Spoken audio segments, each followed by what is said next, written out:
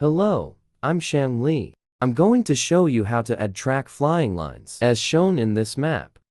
Okay, let me reopen the map first. I randomly choose a region as an example. Look at the top row. This icon is for adding and editing track flying lines. Click this Add button to add flying lines. Click on the map with the mouse to determine the starting point and end point of the flying line. The coordinates of the mouse cursor will be displayed in real time at the bottom of the screen. After the mouse is clicked, the coordinates of the starting point and end point will be displayed above. If you make a mistake, you can click the Redraw button to clear the coordinates and make a new selection. You can also modify the coordinate values directly in this box, and the point position on the map will also change in real time. After confirming the flying line trajectory, click the OK button, and then give the flying line a name to facilitate finding it later.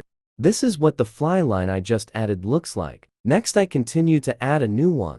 In addition to clicking directly on the map, another method is to directly enter the coordinates here. After entering, the point will appear on the map. You can also use this method for the end point, or you can choose to click directly on the map. Just like that. The second flying line has been added. I'm going to add the last fly line and have it start at the same point as the first fly line. First, click on the icon to the right of the first flying line to view its coordinate information. Remember its starting point coordinate value, and then enter the starting point coordinate value in the interface for adding flying lines.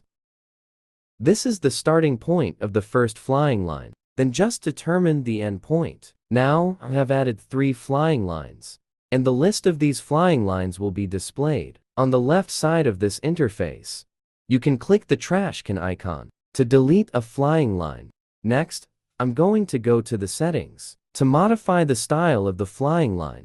Expand Global Settings, and there will be Track Flying Line Settings. Here you can adjust the line thickness. The next one is to modify the curvature of the lines. I will change the angle of the map to see it more clearly. The next one is to modify its color, but you will find that after I modified it, the flying line has not changed. That's because the flying line adds picture textures by default. Click Modify Line Material below, and let's take a look at what other material styles you can choose from. You can choose any style or color you like. Of course, you can also remove the check mark of the texture so that the colors in the palette will be displayed. But at the same time, the animation of the lines will not be available because only the texture has animation. So I suggest you check the material box. I will continue to demonstrate what the next setting item means. I will thicken the lines first. This is used to adjust the number of segments for line division. You can clearly see that the line is divided into more segments. Okay, I'll make it smaller. There is a checkbox below it. If it is not checked, the animation will be gone, and the flying line will be a static line like this. I think it looks better with animation. The speed of animation can also be adjusted. Set it according to your needs.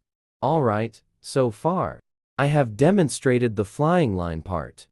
If you want the downloaded image to retain the animation effect of the flying line, you can click on the Download GIF above, and then the downloaded picture will be a dynamic flying line picture. This tool can also add a pop-up window to the area. When the mouse cursor stays in this area, the corresponding pop-up window will appear. Then let's see how to add it. Go to the right and expand the Select Settings, which contains the pop-up window item. First, select an area by clicking on it with the mouse. Then click Add or Modify button, and an Add interface like this will appear. Then just enter the title and content. It should be noted that if the content needs to be wrapped, it must be entered at the line break bar like this. Then continue typing the second line. Click OK after completing the input. When I move the mouse to this area, a pop-up window will appear with the content I just entered, but other areas don't have it. If you need to modify the content or title, you can click the Add or Modify button, and just go here to modify it. If you want to delete it, you must first select the area, such as Upper Austria, where the pop-up window is located, and then click the delete button, then move the mouse on this area, and it is gone. This part of the tutorial is over. If you need to know more functions, please continue to watch the next episode of video. Thanks for watching.